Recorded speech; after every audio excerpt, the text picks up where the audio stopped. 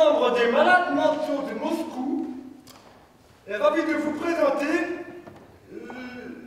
le chant des partisans. Chef de chœur, camarades Katia et Zora.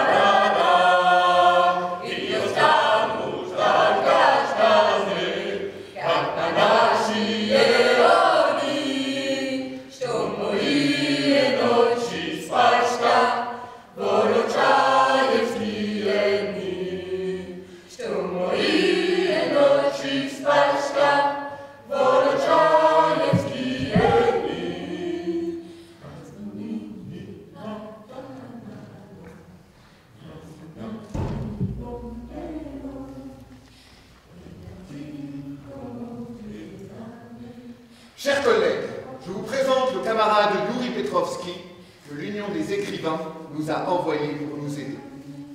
Youri Petrovski a écrit des nouvelles dans la lignée de notre grand auteur Maxime Gorky. Youri Petrovski a écrit des nouvelles et des récits sur la construction du socialisme. Et il a reçu, pour ses merveilleuses nouvelles et ses merveilleux récits, le Grand Prix d'État, accordé par le grand camarade Staline en personne. Je tiens ici à remercier l'Union des écrivains de nous avoir envoyé le camarade Youri Petrovski. Car c'est justement d'un écrivain tel que Youri Petrovski dont nous avons besoin, car il s'est raconté comme personne d'autre des choses simples, des choses de la vie. Camarade Youri Petrovski, il faut que vous écriviez des histoires courtes pour raconter à nos malades l'histoire du communisme. Nous considérons que les malades mentaux ont le droit et le devoir de connaître l'histoire du communisme. Le problème, c'est que l'histoire du communisme doit être racontée à leur niveau. C'est pour cela que nous tous, l'équipe médicale de l'hôpital central des malades mentaux de Moscou, ainsi que tous les patients qui guérissent dans notre établissement, nous vous demandons, cher camarade Youri Petrovski, d'utiliser votre talent pour nous raconter en mots simples l'histoire du communisme.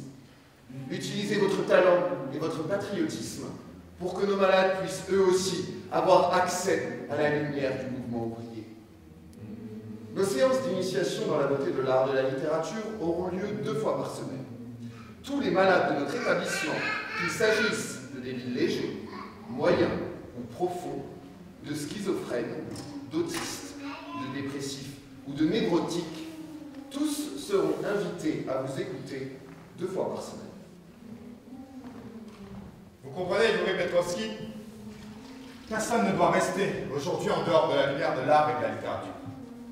Notre conception scientifique de la société dit que l'homme est au centre de l'attention du parti. Notre conception humaniste, telle qu'elle nous a été enseignée par le grand Lénine et le grand Staline, dit que le socialisme n'est pas possible sans la transformation de l'homme. L'art, la littérature ont un rôle immense dans la transformation de l'homme. C'est pour ça que je me pose la question, et les malades mentaux? Ne sont-ils pas eux aussi des hommes? Ne devrait-on pas les transformer eux aussi? Ne devraient-ils pas eux aussi bénéficier des bienfaits de l'art et de la littérature? Dans la mesure du possible, bien entendu. Je crois que les malades mentaux de notre société socialiste n'ont rien à voir avec les malades mentaux des pays capitalistes et impérialistes. Nos malades mentaux, nous, on ne les abandonnera. Nous pensons qu'ils sont guérissables. Et nos scientifiques travaillent jour et nuit à la recherche de nouveaux traitements capables de guérir les maladies mentales. Et l'art, la littérature ont peut-être un mot à dire dans ce combat. Voici, chers camarades Yuri Petrovski, votre chambre. Vous avez ici tout ce qu'il vous faut. On vous a préparé la chambre qui a la plus belle vue sur le jardin. Car nous savons que les écrivains aiment la nature. Vous avez besoin de voir des arbres, de voir le ciel, de voir des oiseaux qui chantent dans les arbres. Nous savons, chers camarades Yuri Petrovski, nous savons de quoi est fait l'âme d'un écrivain. Nous savons tout. Soyez le bienvenu dans cette chambre, camarade Yuri Petrovski. Chez nous. Notre chère assistante médicale, Katia Izova, vous apportera tous les matins le petit déjeuner dans la chambre. Le midi et le soir, vous pourrez manger avec nous dans la grande salle à manger. Car nous, chers camarades Yuri Petrovski, nous, les membres du corps médical, nous mangeons avec nos malades. Enfin, avec ceux qui peuvent se déplacer sans problème jusqu'à la grande salle à manger. Mais je suis fier de vous dire que 60% de nos malades peuvent se déplacer, et se déplacent vraiment, 2 fois par jour, le midi et le soir, pour manger en compagnie de leur médecin. Mais vous, chers camarades Yuri Petrovski, vous faites comme bon vous semble. Nous savons que l'écrivain peut parfois être sous le coup de l'inspiration, et alors, il ne sort plus. Il ne voit plus personne. Il n'entend plus rien. Il écrit. C'est un grand mystère, l'écriture, je sais. Camarade Grigori Dikhanezov, je tiens beaucoup à être en contact direct avec vos patients. Je voudrais visiter les salons. Je voudrais éventuellement parler avec certains malades. Est-ce possible? Camarade Yuri Petrovski, non seulement vous avez le droit de le faire, mais nous vous prions de le faire. Vous êtes ici chez vous, et donc normal que vous connaissiez votre maison. Katia Izova, qui va s'occuper de vous, va tout vous montrer. Les salles de traitement, les bains, les jardins, tout. Et dès que vous voudrez parler à un malade, demandez à Katia la fiche du malade. D'accord? Alors je vous quitte, camarade Yuri Petrovski. Travaillez bien, Yuri Petrovski. Dès que vous aurez terminé le premier chapitre, on organise la première séance. Et je suis convaincu que raconter de façon adéquate l'histoire du communisme peut guérir certains troubles mentaux. Au revoir, camarades, et vive le grand Staline!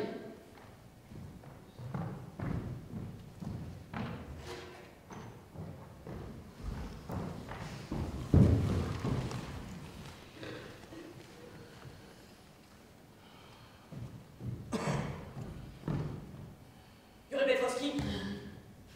C'est qui? C'est moi, Katia. Mais qu'est-ce que vous faites là? Mais comment vous êtes entré? Mais... Vous voulez peut-être un thé? Ah non? Un thé avec un peu de rhum? Non? Seulement un peu de rhum? Non, je ne veux rien. Yuri Petrovski, il faut que je vous pose une question. Quoi? Vous savez, c'est très important pour moi. Comment? Vous l'avez vu de près. Quoi? Il y en a qui mentent, qui prétendent seulement l'avoir rencontré. Ces gens-là, ils me font vomir. Dire qu'on l'a rencontré lorsqu'on ne l'a jamais rencontré. Qui? Staline. Vous l'avez vraiment rencontré. Le directeur a dit que c'est Staline de lui-même qui vous a remis le prix. C'est vrai. C'était bien Staline, c'est lui en personne qui vous l'a donné. Oui? Quand ça? Ah. Il y a longtemps, c'était avant la guerre. Et vous l'avez vu de près? Oui, mais pourquoi toutes ces questions? Parce que je voudrais savoir s'il est grand. Il n'est pas très grand. Il est plus grand que vous? Non, je crois pas. Mais vous l'avez vu de près, de très près.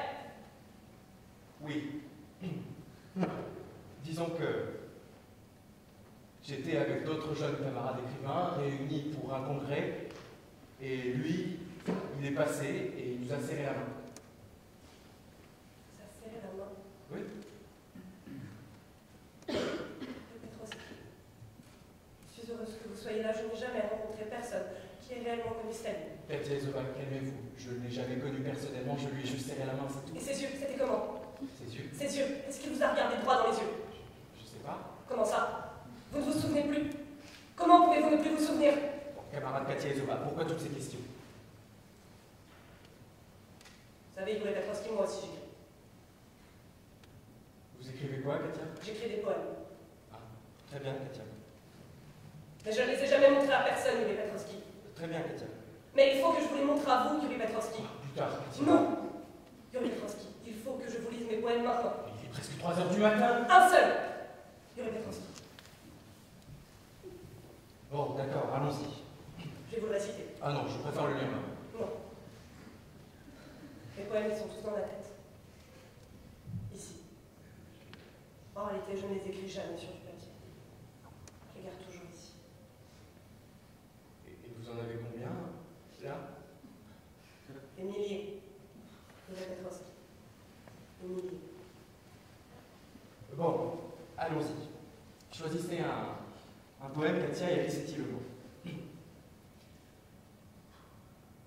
Staline, tu es notre lumière. Dans la nuit, sans fin. Staline, tu caresses notre pensée, car tu es l'amant de la révolution. Staline, tu es notre raison de vivre. Staline, tu vis éternellement en nous. On n'avait rien, te dois tout. Reste avec nous. Reste avec nous. Katia, qu'est-ce que vous faites? Arrêtez. Chut, chut. Il est là. Il est là, il est avec nous. Qui, Katia? Serre-moi. Yuri Petrowski, serre-moi. Katia, je suis marié. Serre-moi. Yuri, serre-moi.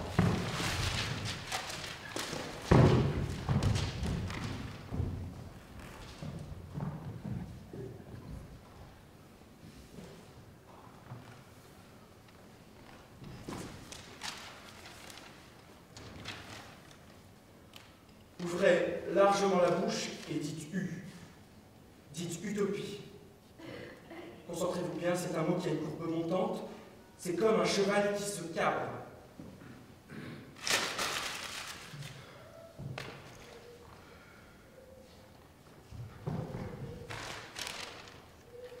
Staline, tu es notre lumière dans la nuit sans fin.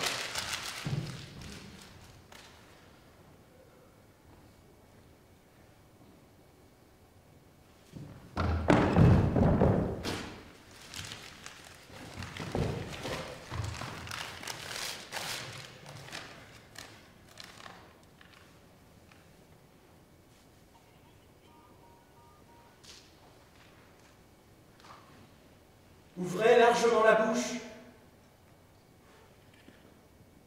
et dites U. Très bien. Dites utopie.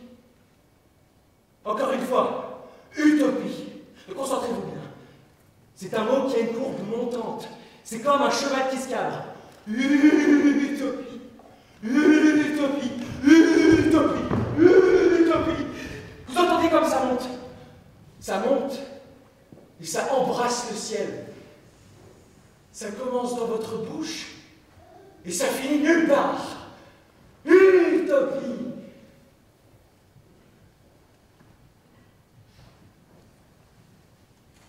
Donc, c'est quoi une utopie? Une utopie,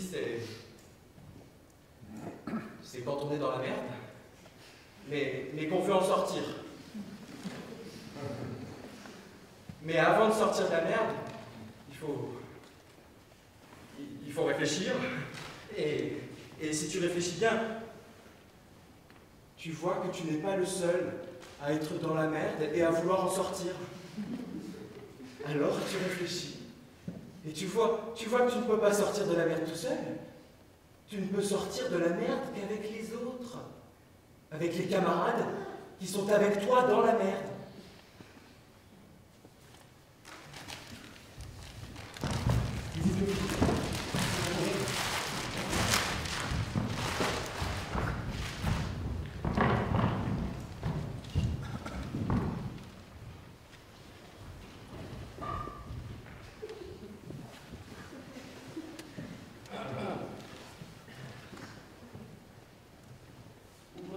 largement la bouche et dites U. Dites utopie. Encore une fois, utopie. Concentrez-vous bien, c'est un mot qui a une courbe montante. C'est comme un cheval qui se cabre. Utopie. Vous entendez comme ça monte? Ça monte et ça embrasse le ciel. Ça commence dans votre bouche et ça s'arrête aux étoiles. Utopie. Donc c'est quoi une utopie? Une utopie, c'est quand on est dans la merde, mais qu'on veut en sortir. Mais avant de sortir de la merde, il faut réfléchir. Et si tu réfléchis bien, tu vois que tu n'es pas le seul à être dans la merde. Bravo, camarade Petrovski, bravo. C'est ça, c'est comme ça qu'il faut leur parler. C'est bien, Yuri Petrovski. Vous avez tout compris, Yuri Petrovski. Grâce à vous, nous allons enfin connaître l'essence même de notre grande révolution socialiste d'octobre. Continuez, Yuri Petrovski. Continuez. Et c'est de notre faute si nous n'avons pas essayé plus tôt d'utiliser la pensée marxiste, la pensée léniniste et la pensée de notre grand camarade Staline comme thérapie contre le autisme. Salomé! Salomé!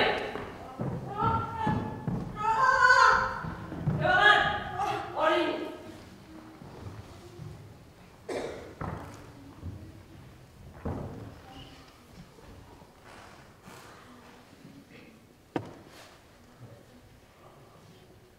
Ouvrez largement la bouche.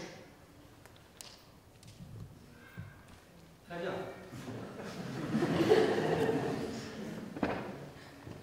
Et dites U.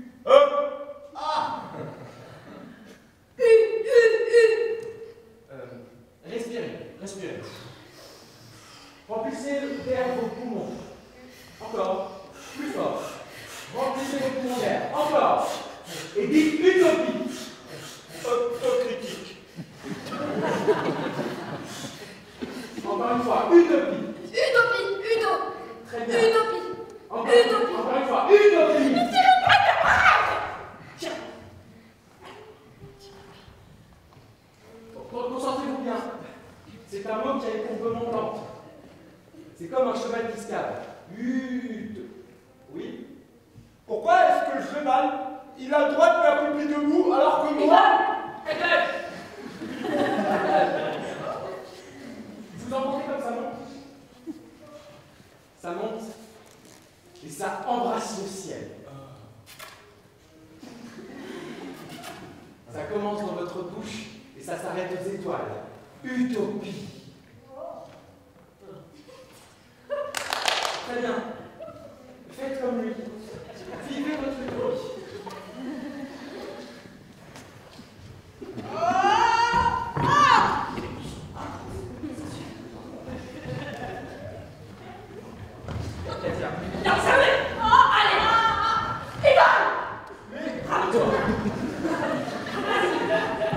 Camarade, assis maintenant!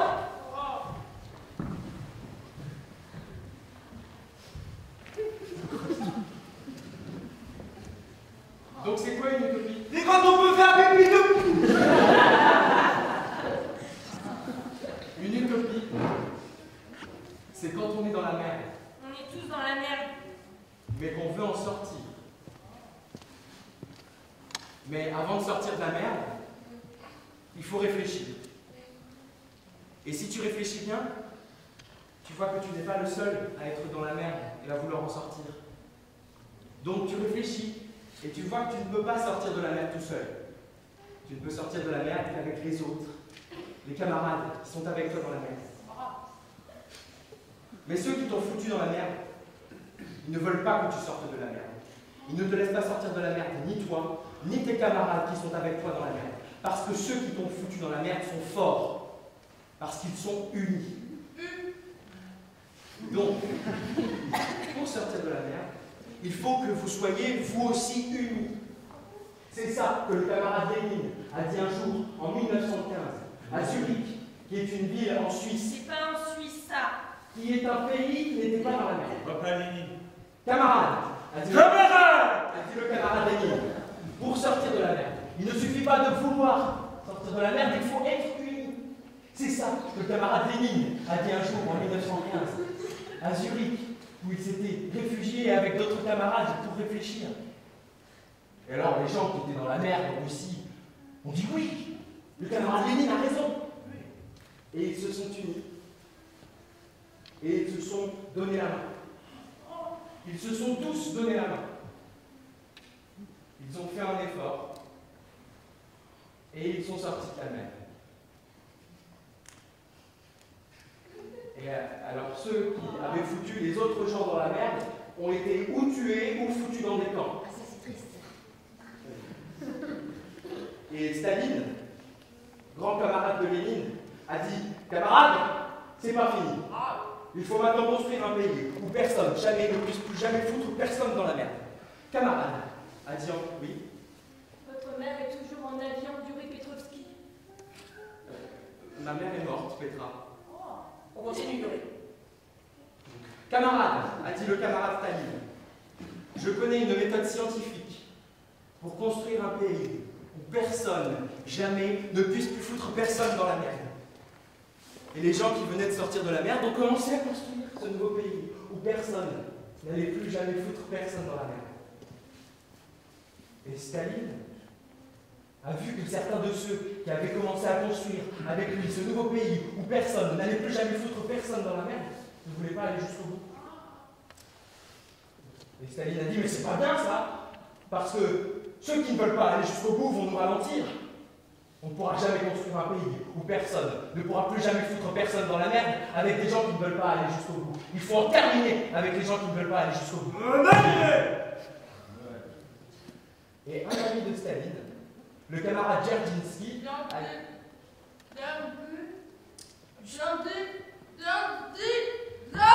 dont le prénom est Félix, et qu'on va appeler Félix parce que Félix, c'est plus facile que Dzerzhinsky. Le camarade Félix, donc, a dit à Staline, cher camarade Staline, je connais une méthode scientifique pour identifier parmi ceux qui veulent aller jusqu'au bout les gens qui ne veulent pas aller jusqu'au bout. Et ceux qui ne veulent pas aller jusqu'au bout ont été foutus au camp. Au revoir. Un jour, se retrouva au camp un très bon ami de Staline et de Félix. Et les gens qui étaient au camp parce qu'ils ne voulaient pas aller jusqu'au bout lui ont dit, mais pourquoi es-tu avec nous? Nous ne voulons pas aller jusqu'au bout, toi qui veux aller jusqu'au bout. Et l'ami de Staline et de Félix leur a répondu, c'est parce que je croyais seulement que je voulais aller jusqu'au bout. Mais grâce à la méthode de mon ami Félix, j'ai compris qu'en réalité, et sans que je m'en rende compte, je ne voulais pas aller jusqu'au bout. Et l'ami de Félix et de Staline a demandé à être fusillé. Il est mort alors. Il est mort. Ça suffit. Yuri Petrovski, on arrête maintenant aujourd'hui. Allez, camarades, c'est l'heure de la promenade dans le jardin.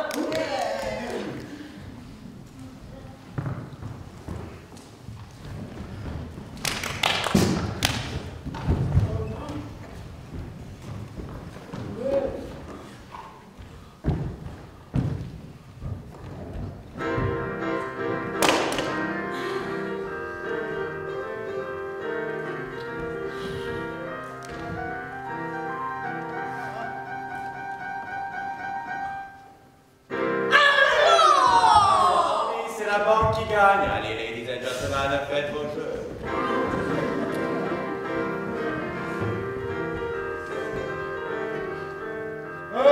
2 copecs, un homme à gauche. Allez, faites vos jeux. Animal! Combien ça? Animal! Combien? Animal! Sacha, merde. Chat. Combien? Animal!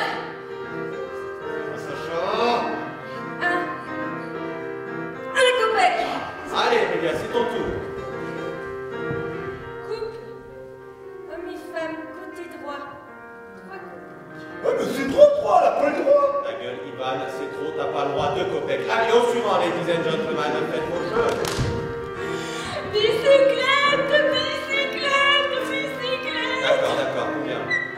Bicyclette, bicyclette, bicyclette. Combien?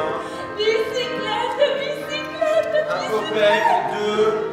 Un copec. Allez, faites vos jeux, c'est pas en Suisse ça. Il n'y a que moi qui dis ça, t'entends? Il n'y a que moi qui dis faites vos jeux. C'est pas en Suisse ça. Un copec, c'est bien. Salomé.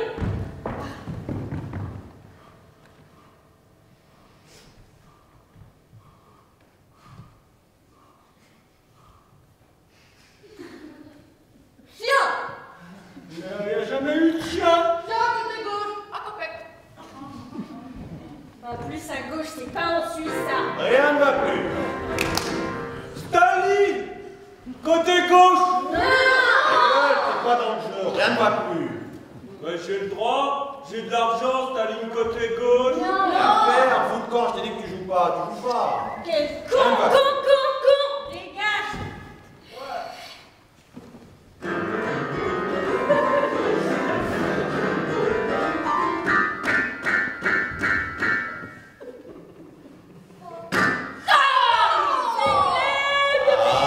Allez, ladies and gentlemen, faites-vous.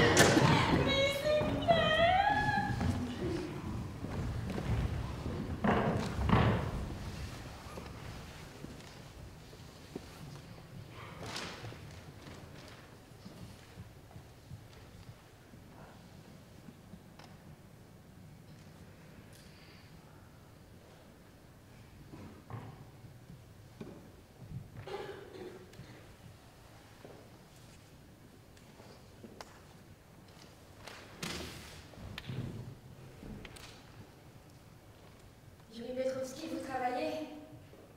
Oui. Yuri Petrovski, laisse-moi me présenter. Je m'appelle Sacha. Je suis atteinte d'une débilité moyenne. Je suis une débile. Laissez-moi entrer, Yuri Petrovski. Sacha, tu veux être dans ton salon? Yuri Petrovski, les débiles légers et les débiles moyens peuvent quitter leur salon. Les débiles légers et les débiles moyens n'ont jamais fait de mal et je ne peux pas dormir la nuit. Est-ce que je peux entrer, Yuri Petrovski? Entre.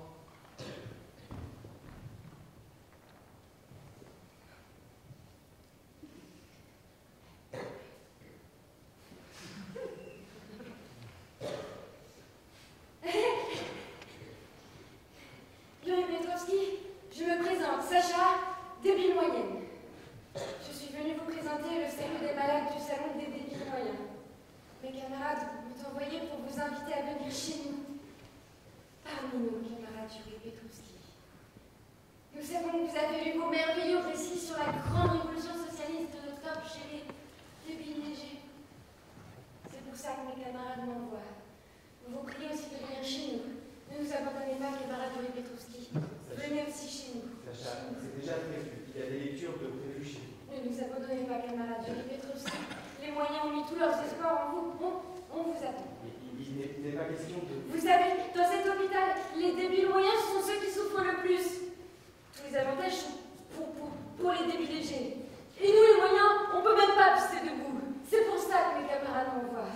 Nous savons que les écrivains sont envoyés partout. Sur les chantiers, chez les ouvriers, chez les paysans, chez les soldats, partout, sauf chez les débiles moyens. Pourquoi? Sacha, je te promets que je viendrai chez vous. Jamais, pardon, personne jamais. Sacha, sur l'union des écrivains, je te promets que je viendrai chez vous parmi nous. Maintenant, tu rentres dans ton salon et que tu te couches. Mais quand ça fait 4 ans, quand Sacha, je t'aime depuis une semaine. ça fait 4 ans qu'on vous attend.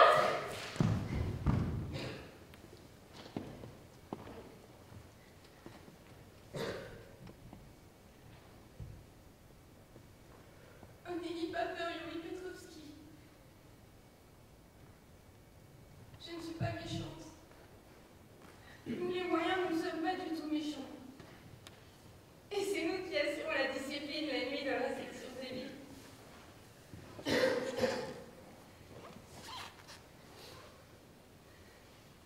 Bon. Encore une chose, Yuri Petrovski, comment dire? Nous, les moyens, on a un tout petit cadeau pour vous. Un tout petit cadeau, voilà. Soyez Yuri Petrovski et acceptez-le. Je l'accepte.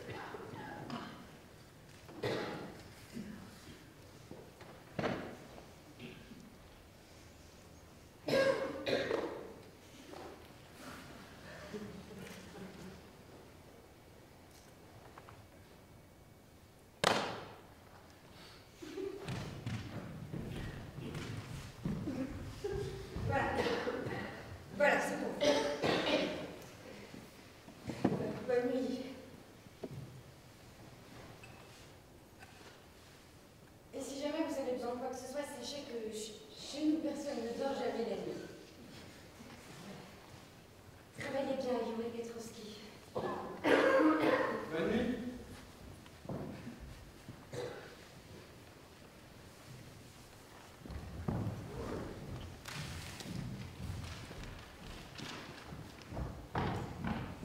Petrovski, Oui, vous travaillez? je n'ai besoin de rien, Katia. Yuri Petrovski, Je travaille, Katia Izova, vous voyez bien que je travaille. lisez-moi une seule page, Yuri Petrovski, une seule. C'est pas possible, Katia Izova, laissez-moi travailler. Je vous laisse, Yuri Petrovski. Mais lisez-moi encore une page.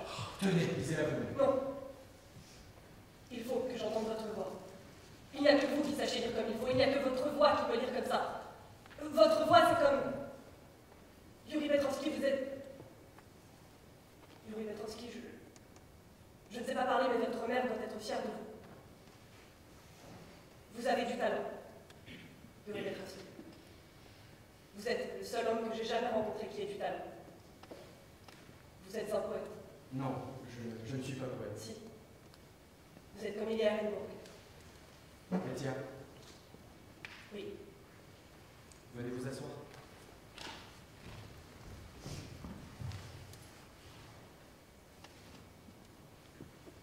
Vous travaillez depuis combien de temps dans cet hôpital?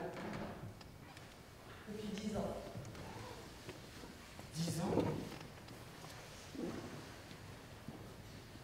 Bon, dites-moi, Katia, qu'est-ce que vous voulez que je vous dise? Je veux le chapitre sur Staline après la mort de Lénine. Très bien, allons-y. Mais après, vous partez et vous nous laissez travailler. D'accord? D'accord.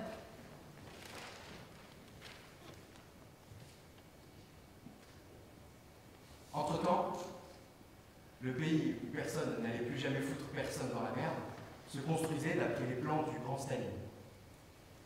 Pour que personne ne puisse plus foutre personne dans la merde, le pays a besoin d'électricité, avait dit Lénine. Et Lénine montra aux gens comment il fallait produire de l'électricité. Et puis, il mourut. Et il se fit enterrer sur la place rouge. Et beaucoup de gens se mirent à pleurer. Et Staline, notre grand camarade Staline, a dit « Camarade, avant de mourir, notre grand Lénine m'a appelé et m'a dit « Allô, Staline? Ici Lénine. Oui, cher camarade Staline, je vais te montrer la voie que les gens doivent suivre pour construire un pays où personne, jamais ne puisse plus foutre personne dans la merde. » Et voilà, a dit le camarade Staline. J'ai les plans du grand Lénine. Et voilà, a encore dit Staline, en montrant les plans qu'il agitait de la main gauche. J'ai les plans, je les ai. Au travail, camarades, ne perdons plus une seule seconde.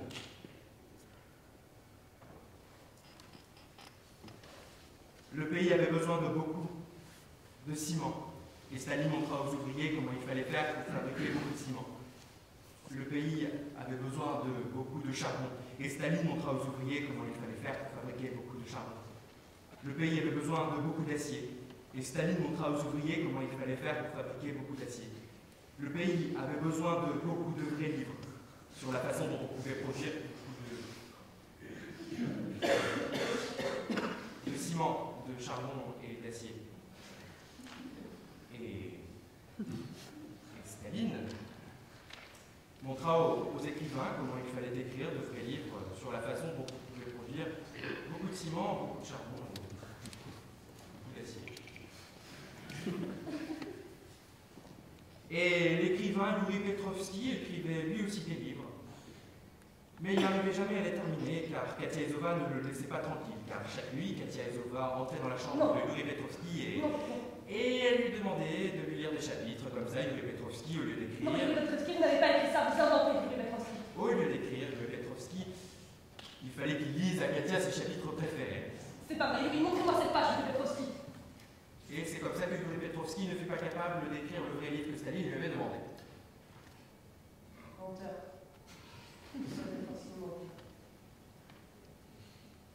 Seulement. Yuri Petrovski, seulement.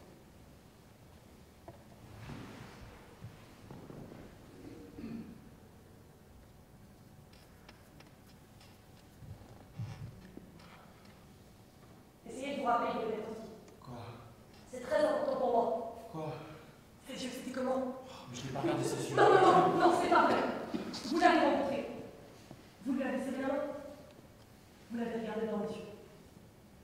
Il faut que vous vous rappeliez. Ses yeux, c'était comment? Disons qu'il avait un regard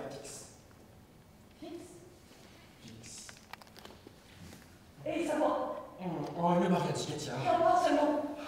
Bon, disons qu'il nous a dit, mais pas à moi, à tous, le parti a besoin de vous, camarades. C'est tout? Oui, c'est tout. Non, c'est pas vrai, c'est pas vrai. Oh, mais Katia, taisez-vous, mais...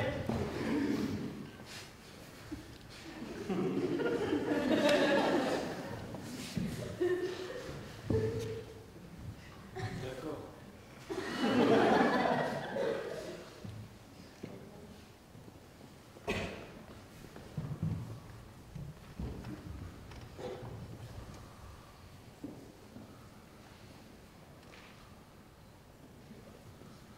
Yuri,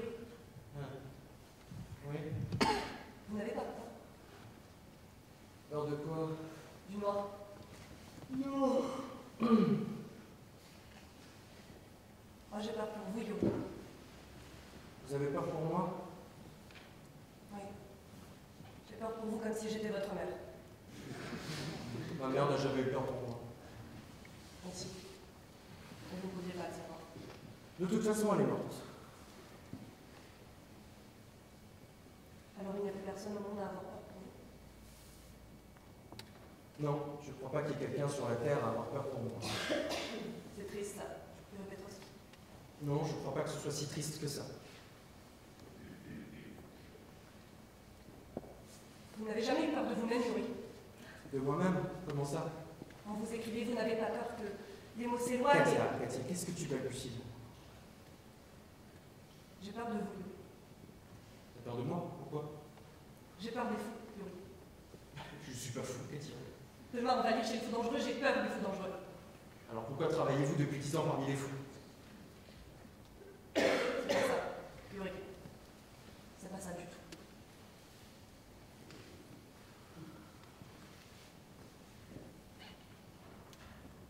Yuri, Oui. elle vous a donné quoi, la moyenne qui est venue chez vous? Elle m'a donné un livre d'Henri Barbus. Yuri, Oui. c'est qui Henri Barbus? C'est un camarade écrivain communiste frère français. Yuri, Oui. ouais. Yuri, Oui. est-ce que je peux vous lire un poème sur les grenouilles? Allez-y, Katia. J'ai écrit 30 poèmes sur les grenouilles. Allez-y, Katia. Choisissez un poème et récitez-le. Une petite grenouille me regardait droit dans les yeux, car elle avait vu une larme couler de mes yeux. Elle m'a dit, Katia, pourriez-vous me prêter votre larme, car l'univers se reflète dans cette larme? Mais la larme était déjà dans ma bouche. Alors j'ai avalé ma larme, et tout l'univers. Et la grenouille s'est mise à pleurer. Ça vous a plu, Yuri? T'es vraiment belle, Katia, tu sais. Dites-le encore une fois. T'es vraiment belle, Katia. Non. Dites ce que Staline vous a dit. Le parti a besoin de vous, camarades. Dites-le encore une fois.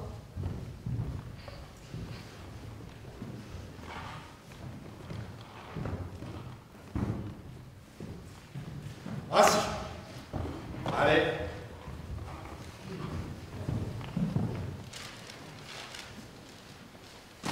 Et voilà qu'un jour, l'ouvrier Alexei, qui était dans l'acier, l'ouvrier Vassili, qui était dans le charbon, et l'ouvrier Vladimir, qui était dans le ciment, il vint chez Staline et lui dire « Cher camarade Staline, il y a un problème avec la construction du pays où personne ne pourra plus jamais foutre personne dans la mer.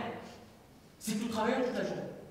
Lundi, mardi, mercredi, jeudi, vendredi, samedi, dimanche, et même le dimanche, qui est la journée du travail patriotique. Et nous sommes très heureux de construire le pays où personne ne pourra plus jamais foutre personne dans la merde. Mais voilà, cher camarade Staline.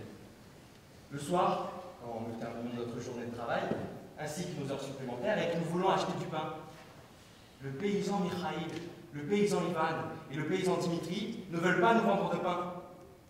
Alors Staline a regardé les plans qu'il avait reçus du grand Lénine, et puis il a dit « Le pays a besoin de beaucoup plus de blé, on va faire des kolkhozes. » Et il est allé chez le paysan Mikhaïl, chez le paysan Ivan et Dimitri, et il leur a dit « Réjouissez-vous, chers camarades, on va faire des kolkhozes. » Et comme ça, tout le monde aura du pain dans le pays où personne ne pourra plus jamais foutre personne dans la merde.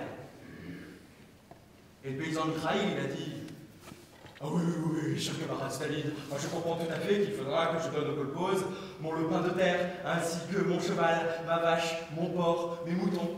Et je comprends aussi qu'il faudra ensuite que je travaille au kolkhoz. Ah, et je suis très content de le faire pour la construction du pays où personne ne pourra plus jamais foutre personne dans la merde. Et le paysan Ivan, il a dit: moi, cher camarade Staline, je comprends pas pourquoi je devrais donner au kolkhoz mon lopin de terre, ainsi que mon cheval, ma vache, mon porc, mes moutons, et je ne comprends pas non plus pourquoi je devrais travailler au kolkhoz.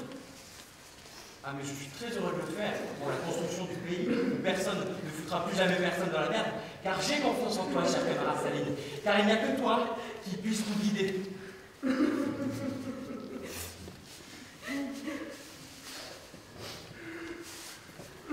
Et alors le paysan Dimitri a dit: moi, cher camarade Staline, je ne comprends pas pourquoi je devrais donner au kolkhoz mon lopin de terre que j'ai hérité de mon père, mon cheval, ma vache, mon porc, mes moutons, qui sont mes animaux élevés par moi, et je ne comprends pas non plus pourquoi je devrais travailler au kolkhoz plutôt que chez moi. Et parce que je ne comprends pas, cher camarade Staline, je n'irai pas au kolkhoz. Des questions? Je peux répondre s'il y a des questions. Est-ce que vous avez des questions? Le camarade Yuri Petrovski vous demande si vous avez des questions. C'est l'heure de la tournée.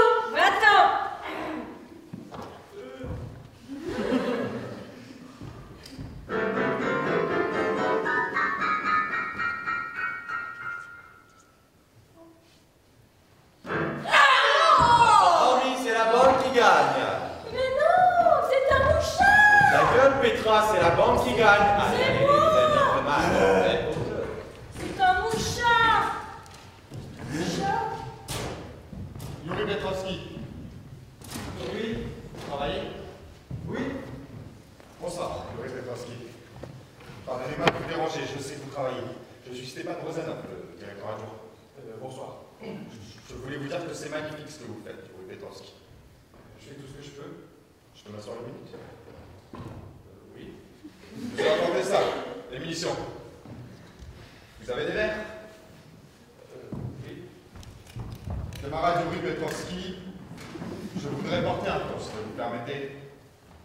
Je vous en prie, pas de place. Je voudrais que nous levions ce verre à la littérature socialiste, mise au service du peuple et de la Révolution. À la littérature socialiste. Tu sais. Cusec.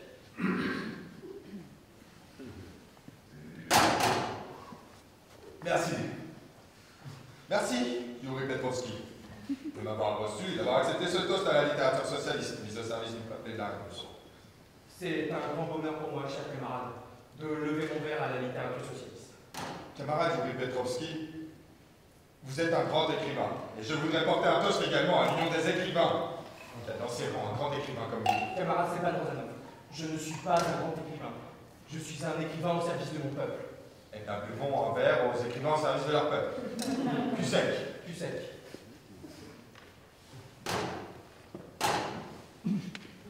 Yuri Petrovski, laissez-moi vous poser une question. Vous avez fait la guerre? Oui. Où ça? À Leningrad. À Leningrad. À Leningrad. À Leningrad. À Leningrad. À Leningrad. À Leningrad. À Leningrad. À Leningrad. Pendant tout le siège? Oui. Eh bien, buvons encore un verre à la ville de Leningrad. À Leningrad. À Leningrad. À Leningrad. Du sec. Du sec. Du sec.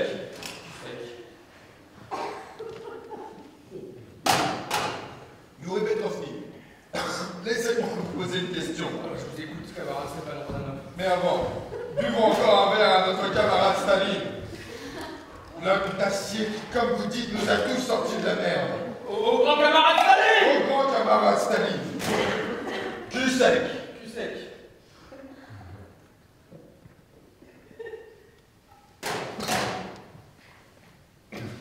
Voilà. Maintenant, voici ce que je voulais vous dire, Yuri Petrovski. Je n'ai jamais lu de récit plus réactionnaire, plus anti-révolutionnaire et plus subversif que le vôtre. Vous avez un grand talent, Yuri Petrovski, et je comprends qu'il est difficile d'écrire des récits totalement réactionnaires, anti-révolutionnaires et subversifs. Tout ce qui est vrai est difficile à écrire. Camarade, c'est pas un gros Je vous admire, Yuri Petrovski, je vous admire. Et j'imagine qu'il est plus facile d'écrire des mauvais récits que des récits totalement réactionnaires, anti-révolutionnaires et subversifs, n'est-ce pas? Camarade, c'est pas un gros homme. Camarade Yuri Petrovski, sachez que c'est moi qui ai informé nos organes de ce qui se passe dans cet établissement. Donc croyez-moi, j'attendais que quelque chose se passe. Et puis ensuite, vous êtes venu, et alors j'ai tout compris. Donc permettez-moi de vous dire, Yuri Petrovski, que j'adhère de tout mon être à votre mission et que je vais vous aider de toutes mes forces. Car ça, Ne dites rien, Yuri Petrovski, ne dites rien, je sais comment ça se passe. Buvons encore un verre pour que la lutte des classes dans notre hôpital aboutisse à la victoire du prolétariat. à la victoire du prolétariat! À la victoire du prolétariat. Du sec.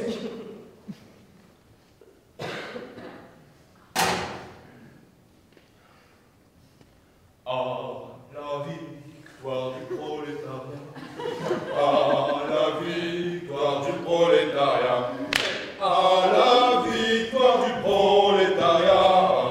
À la victoire du prolétariat. Hey! À la victoire du prolétariat. Hey! À la victoire du prolétariat. Hey! À la victoire du prolétariat.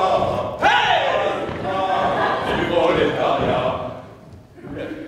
Voilà 4 ans que j'ai envoyé mon rapport. Voilà 4 ans que j'attends une réaction. Nous voici. Enfin, vous êtes venus. Je suis heureux que vous soyez là, Yuri Petrovski. Est-ce que vous voulez que je vous lise ce que j'ai écrit dans mon rapport? Volontiers, camarade.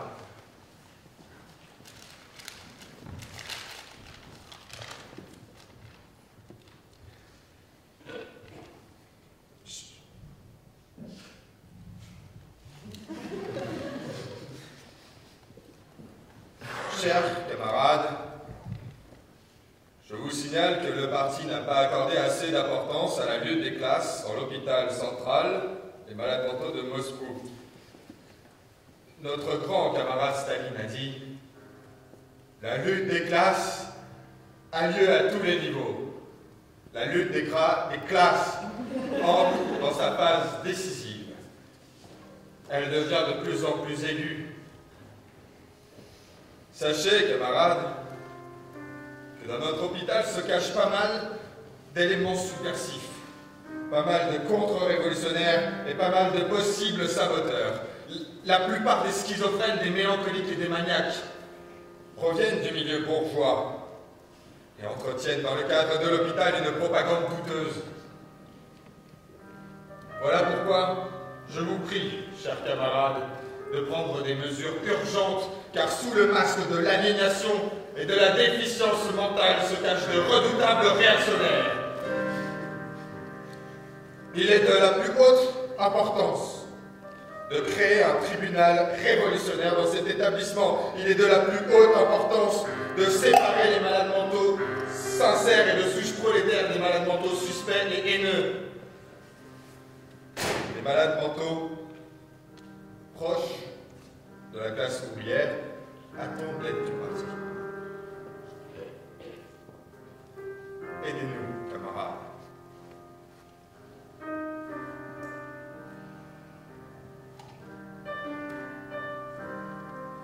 Alors, qu'est-ce que vous en dites, Yuri Petrovski? Qu'est-ce que je peux dire, Stéphane Rosanov? Je suis sûr que votre méthode va nous permettre d'identifier les éléments hostiles pour les isoler. Grand bravo pour votre action, Yuri Petrovski. Au début, je me suis posé la question, comment est-ce que des discours réactionnaires, anti-révolutionnaires et subversifs peuvent être efficaces à l'identification des éléments suspects? Et puis, je me suis rendu compte que c'est, dans le cas des malades mentaux, la seule méthode, la seule véritable bonne méthode. C'est fantastique, Yuri Petrovski. C'est fantastique, on les aura tous. Ils ne pourront plus nous échapper, ils vont tous se trahir en écoutant vos récits. Finalement, c'est si simple et si clair. C'est beau ce que vous avez inventé, Yuri Petrovski. C'est beau comme la révolution. C'est aussi simple que ça. Bravo, Yuri Petrovski. Bravo, camarades. Laissez-moi vous embrasser. La lutte des classes ne s'arrête pas à la porte de cet établissement. Il faut que la bataille continue. Il le faut. Surtout maintenant. Car j'ai entendu dire que le camarade Staline est malade.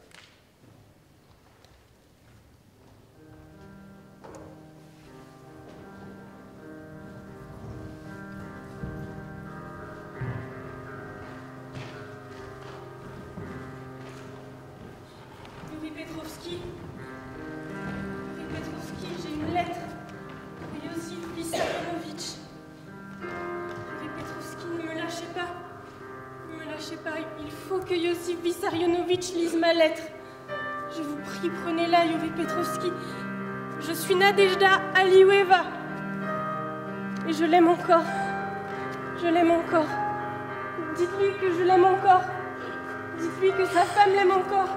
Dites-lui que Nadejda l'aime encore. Que je suis toujours là et que je veille sur lui. Promettez-moi, Yuri Petrovski, il faut lui donner ma lettre maintenant. Promettez-moi, Yuri Petrovski. L'amour est plus fort que tout. Dites-lui que je l'aime encore, mais je ne veux pas qu'il vienne me voir. Ne lui dites pas où je suis. Dites-lui seulement que je suis encore en vie. Que je l'aime encore et que je veille sur lui, mais ne lui dites pas où je suis. Yuri Petrovski, je suis Nadejda Alioueva.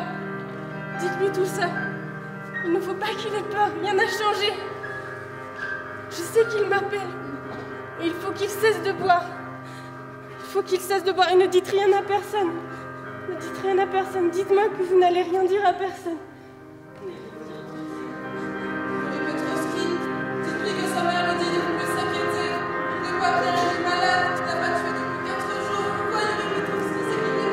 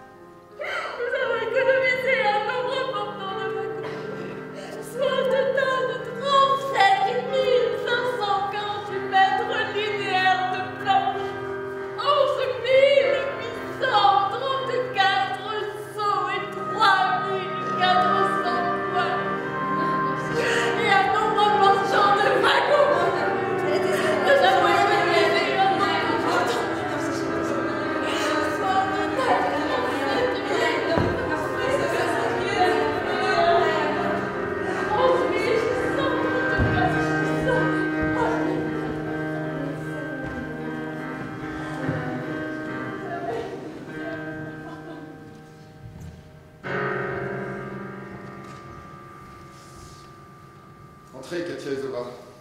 Entrez.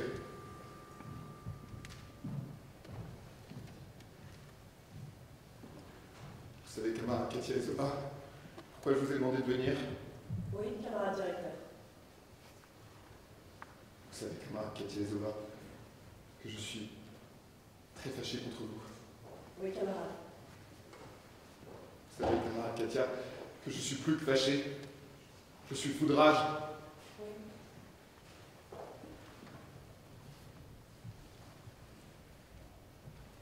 Vous savez, vous êtes une sale pute, camarade Katia, vous le savez, n'est-ce pas? Camarade. Ta gueule! Vous savez, camarade Katia, que vous êtes une sale pute qui fait honte à notre société socialiste. Vous savez que vous êtes une honte pour notre patrie. Vous savez que vous êtes la honte de la classe ouvrière et la honte de notre combat pour le communisme. Camarade. Le communisme ne pourra pas être bâti avec des sales putes comme vous, Katia. On ne pourra jamais construire une nouvelle société avec des sales putes qui baisent avec des débiles profonds. Est-ce vrai ou pas, Katia? Je sais pas. Les léger, ça ne vous suffit pas. Les moyens, ça ne vous suffit pas. Moi! Ta gueule!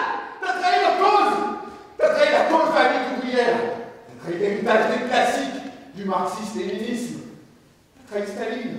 Mais si! Tu as trahi notre camarade Staline! À genoux! Pourquoi t'as couché avec Ivan? Il n'a jamais connu Staline. Pourquoi t'as couché avec lui? Si, il a connu. Katia, vous pouvez quand même pas coucher avec tous ceux qui ont connu Staline. Katia, je vous arrête pour votre trahison. Non, non. Faites votre autocritique, Katia. Combien de fois avez-vous baisé avec Ivan? Une seule fois, Grégory. Ne m'appelez pas Grégory. Non.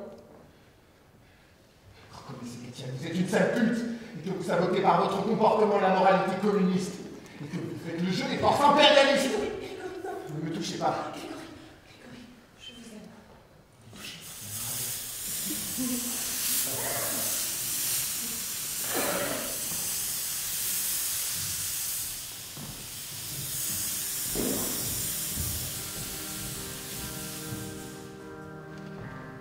Camarade Yuri Petrovski?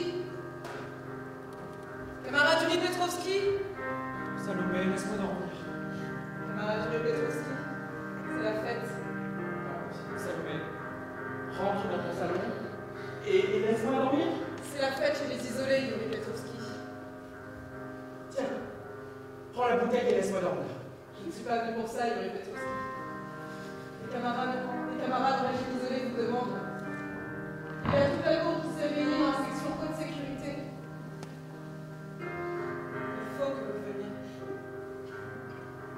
L'autocritique a déjà commencé.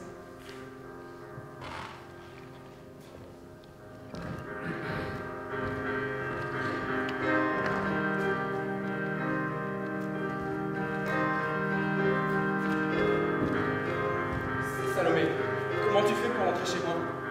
C'est toujours fermé à clé. Comment tu fais pour rentrer chez moi? Ce soir, je fête les 15 années que j'ai passées dans cet hôpital. Faites-nous l'honneur de nommer cette fête, Yuri Petrovski. Car vous êtes des nôtres. Nous savons que vous êtes des nôtres. Attention, baissez la tête. Voilà. Attention, Yuri Petrovski. Sautez. Voilà. Encore une fois. Sautez. C'est bien, Yuri Petrovski. On y est.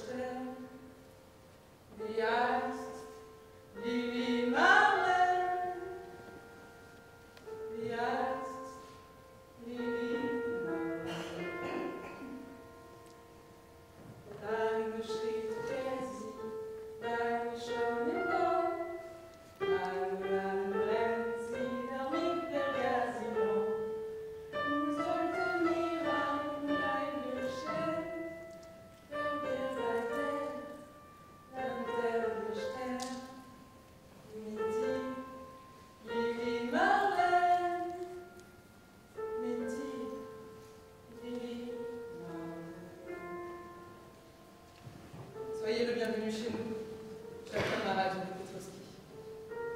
C'est un grand honneur pour nous de vous recevoir sur le seul territoire libre de l'Union soviétique.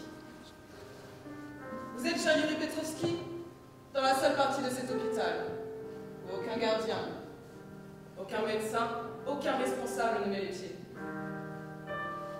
Nous sommes là, cher Yuri Petrovski, dans l'autogestion totale. Vous êtes, cher Yuri Petrovski, la première personne, le premier civil à entrer dans la zone libre de cet établissement. Nous vous déclarons donc, cher Yuri Petrovski, un homme libre. Plus sec. Pour commencer, cher Yuri Petrovski, nous vous prions d'accepter, en tant qu'homme libre sur le territoire libre de l'Union soviétique, un tout petit cadeau.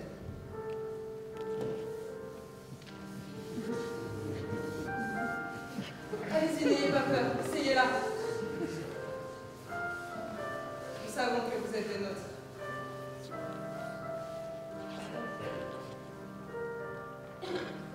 Camarades, je lève ce verre à Yuri Petrovski pour ces récits vrais, vraiment révolutionnaires qui nous font chaud au cœur.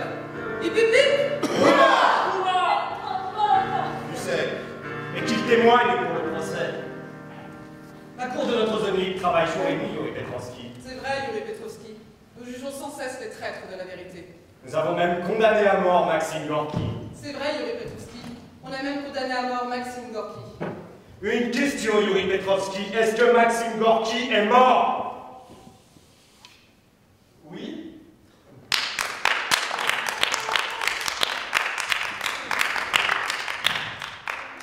Une question, Yuri Petrovski.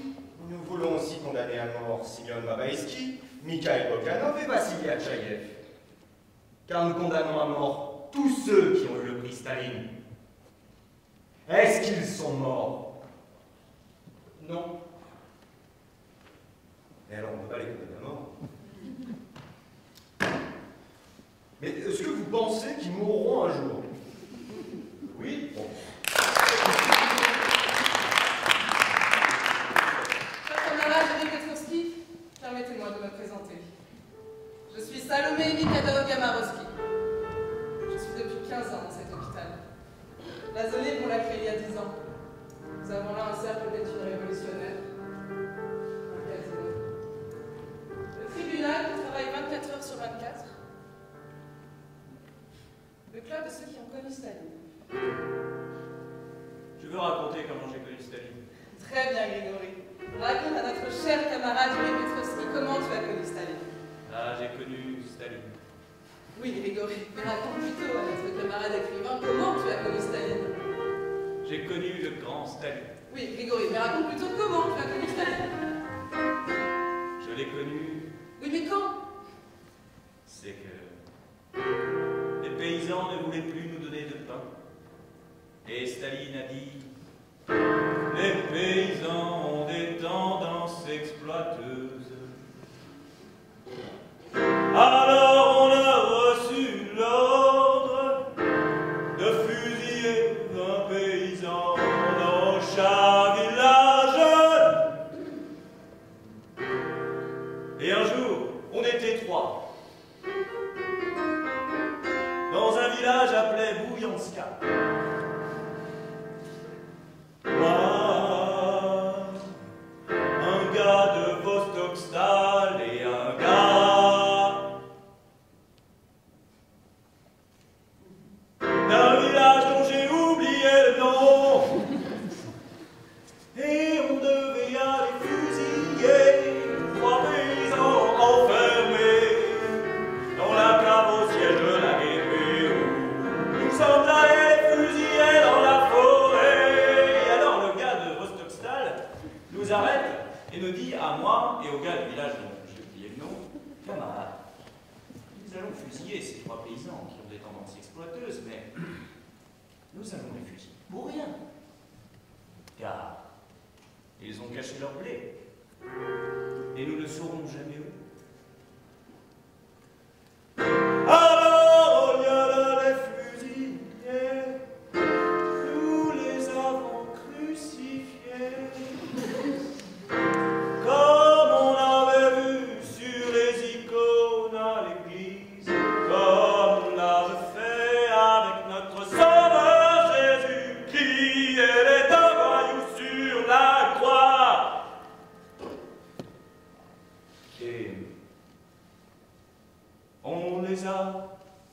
travaillé pour qu'ils nous disent où ils avaient caché leur blé, mais ils n'ont toujours pas voulu nous dire où ils avaient caché leur blé. Peut-être qu'ils n'avaient pas dit du tout. Et 3 jours plus tard, le camarade Staline, qui passait par là, les a vus, là, crucifiés dans la forêt. Il nous a demandé, camarade, qui a fait ça? Alors, moi, le gars de Vostokstall et le gars du village dont j'ai oublié le nom, on est sortis. On a dit, nous. Le grand camarade Staline était furieux. Et il nous a dit, camarades, nous ne torturons pas les paysans d'après des méthodes contre-révolutionnaires. Les paysans, nous les torturons d'après les méthodes révolutionnaires. Vous pouvez leur arracher la langue, leur arracher les tripes. Vous pouvez les noyer peu à peu dans un tonneau, mais ne les crucifiez plus jamais, compris, camarades? Nous ne liquidons pas les paysans d'après les méthodes réactionnaires de l'Église. Les paysans, nous les liquidons d'après les méthodes du bureau politique. Voilà comment j'ai connu Staline. Il aurait pu nous fusiller pour avoir utilisé des méthodes de torture contre-révolutionnaires, mais il ne l'a pas fait. Vive le grand Staline! Vive le grand Staline! L'amant de la révolution! Camarades, je lève ce verre à la force de la littérature, qui, grâce à des hommes comme Yuri Petrovski, fait reculer le mensonge et fait avancer la vérité. Hip hip hip! Ouais. Plus sec. Camarade Yuri Petrovski, accepteriez-vous d'être commissaire à la littérature de notre gouvernement provisoire? Oui. Camarade Yuri Petrovski, permettez-moi de vous présenter le comédien Kofi, qui connaît par cœur tous les chapitres que vous avez écrits chez nous sur l'histoire des bolcheviks. Allez, comédien Kofi, montez à la tribune.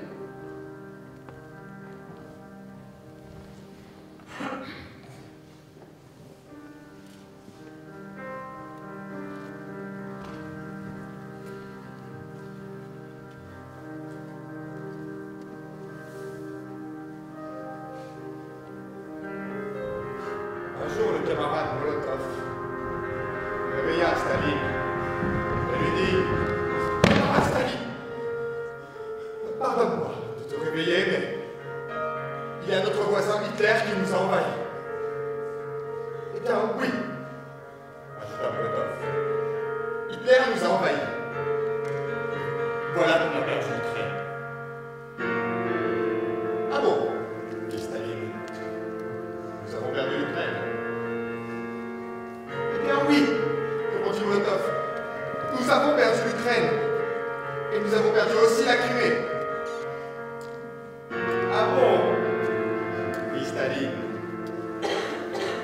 Nous avons perdu l'Ukraine et la Crimée. Eh bien oui, répondit Molotov. Nous avons perdu l'Ukraine, la Crimée et le nord du Caucase. Ah bon, dit Staline. Nous avons perdu l'Ukraine, la Crimée, le nord du Caucase. Eh bien oui, répondit Molotov. Nous avons perdu l'Ukraine, la Crimée, le nord du Caucase et la partie ouest de la basse Volga. Ah bon, dit Staline. Nous avons perdu l'Ukraine, la Crimée, le nord du Caucase et la partie ouest de la basse Volga. Tiens oui, répondit Molotov. Nous avons perdu l'Ukraine, la Crimée, le nord du Caucase, la partie ouest de la basse Volga. Voilà qu'Hitler est maintenant aux portes de Leningrad et aux portes de Moscou. Et alors Staline réfléchit un instant. Puis il dit, il faut déclarer la grande guerre de libération de la patrie. Et il déclara la grande guerre de libération de la patrie, et Hitler fut vaincu, voilà.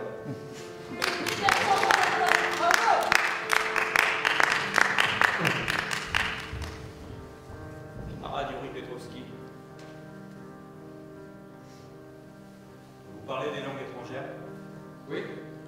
Vous parlez par exemple espagnol? Oui. Allez, viens, camarade Ribbentrop-Molotov. Vous voyez, Yuri Petrovski, notre camarade Ribbentrop-Molotov est ici depuis 1939 et elle ne dit que Ribbentrop-Molotov. Camarade Ribbentrop-Molotov, dit Ribbentrop-Molotov. Ribbentrop-Molotov! Vous entendez? Elle n'est pas russe. Ce n'est pas un accent russe.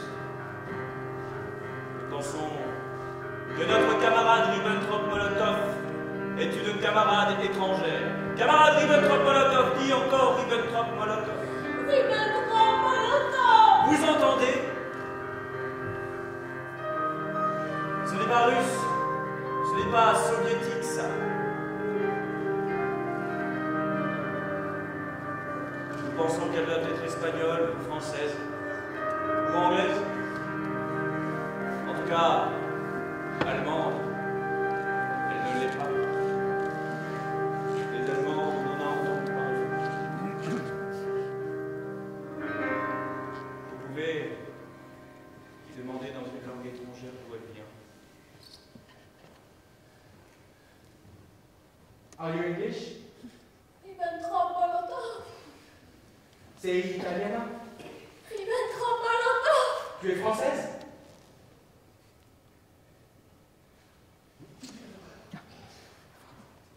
Voilà. Depuis 14 ans, elle ne dit que ça. Que ça.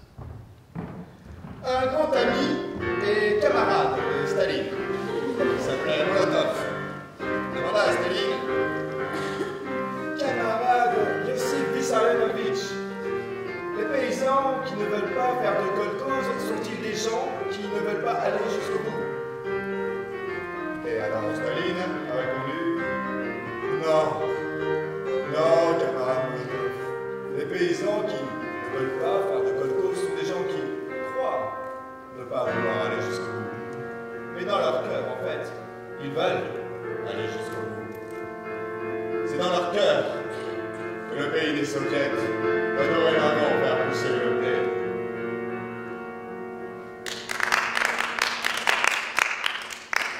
Camarade Yuri Petrovski, vous avez apporté beaucoup de bonheur. Camarade Yuri Petrovski, la révolution n'est pas morte. Grâce à des hommes comme vous et de ces zones libres, elle est vivante et un jour, peut-être, Le plus grand drame de l'homme, c'est que l'avion fait plouf. camarade Yuri Petrovski, permettez-moi de vous présenter le professeur Gagarin, qui anime chez nous le cercle d'études révolutionnaires. Je vous remercie, camarade Ivanovski, de m'avoir donné la parole.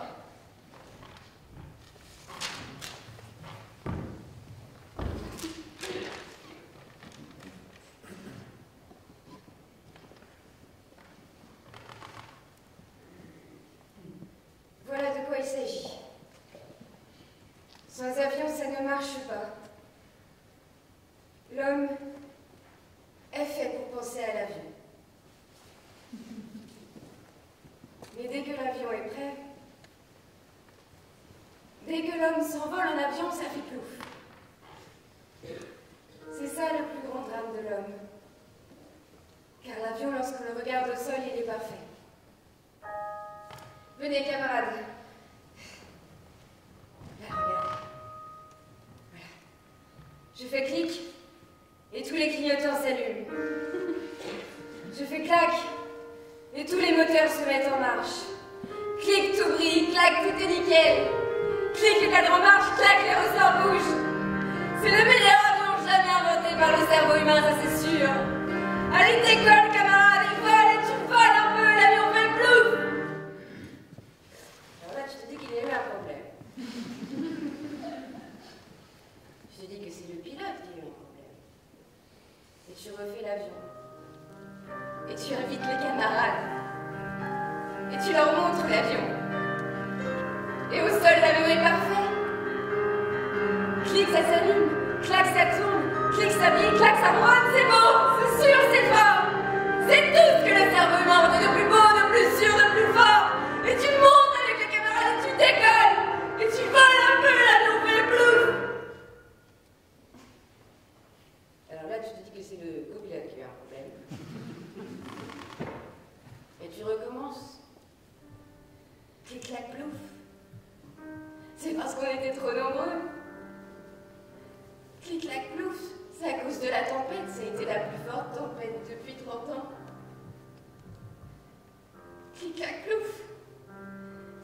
des oiseaux, c'est fou comme les oiseaux sont devenus bêtes. Ça fousse dans les hélices. Clic-clac-plouf, c'est à cause du clic.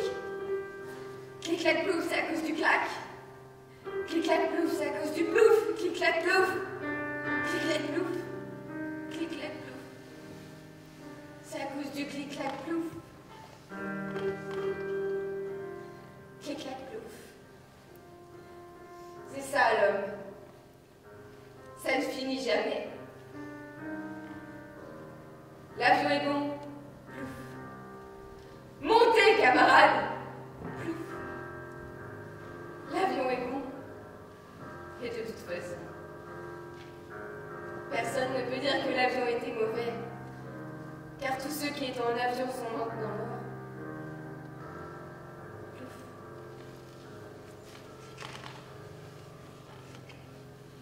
Ouvrez largement la bouche. Respirez. Encore plus fort. Remplissez d'air vos poumons. Encore plus fort.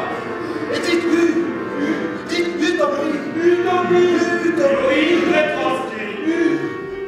Yuri Petrovski, le camarade directeur Wulfler. Yuri Petrovski, le camarade directeur Wulfler. Camarade Yuri Petrovski, faites gaffe, ne quittez pas la zone libre. Camarade Yuri Petrovski, on peut vous cacher ici pendant des années. Camarade Yuri Petrovski, faites attention. Camarade Yuri Petrovski, oui, vive la révolution.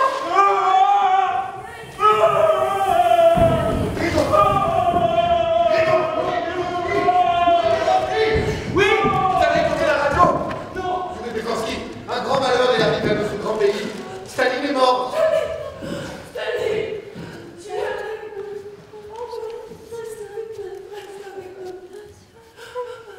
Vous êtes sûr, camarade Grigori Kamenev? Radio Moscou a annoncé Youssif Vissarionovitch Staline est mort. Il faut renforcer la vigilance ouvrière. Il faut éviter tout débordement et il faut renforcer la discipline.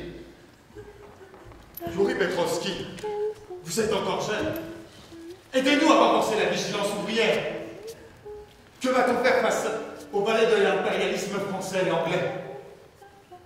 Une petite grenouille me regardait droit dans les yeux. Elle a vu là où étaient les yeux. Elle m'a dit, Katia, pourriez-vous me prêter votre lampe car l'univers se reflète dans cette lampe. Et la lampe était déjà dans ma main. Alors j'ai appelé la lampe et tout le yeux. Et la grenouille s'est mise à pleurer. Non. Nous demandons d'être vigilants. Nous demandons d'être vigilants. Elle pas la moitié du l'univers.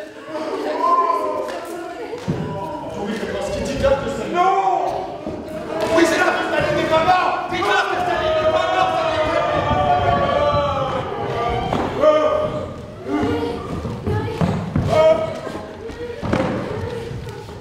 Staline n'est pas mort!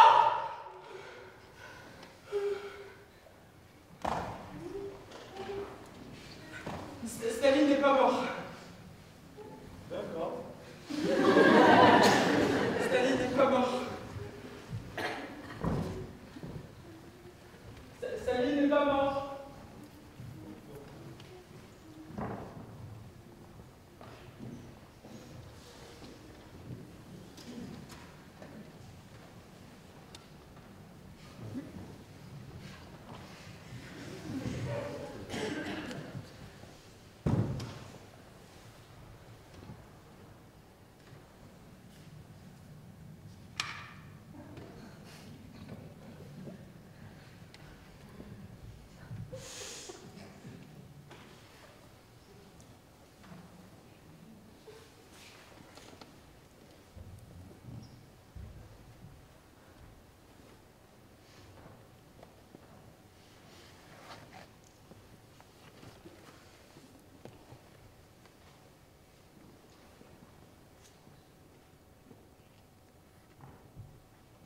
Qu'est-ce qui vous arrive, camarade Staline?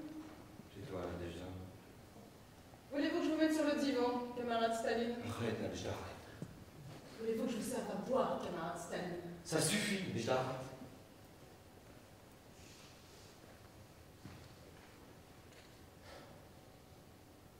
Oui, camarade Staline? Tu m'as brisé, Nadejda. Comment ça, camarade Staline? Comment as-tu pu laisser Stefanos Karagassia, son maire?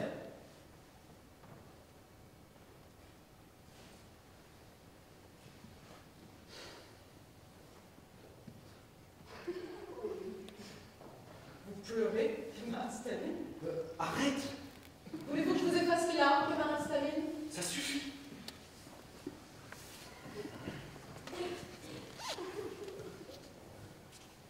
Il est temps de partir, Soso. Où allez-vous? Ma mère a repris le grand appartement, rue Rodjevenskaya. Tu t'en souviens? Oui. Tu as toujours ta chambre là-bas, mon Soso. Il faut tout recommencer, d'accord?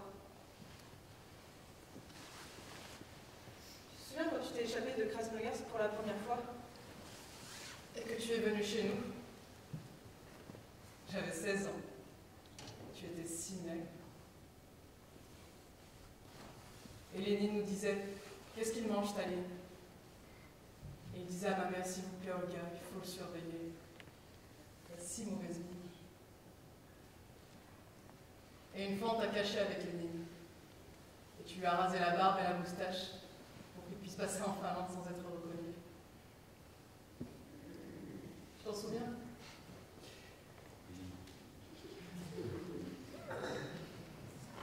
Allez, personne ne te découvrira, rue Rodjevenskaya. Il faut que tu te reposes, que tu repartes des forces. Après, on verra.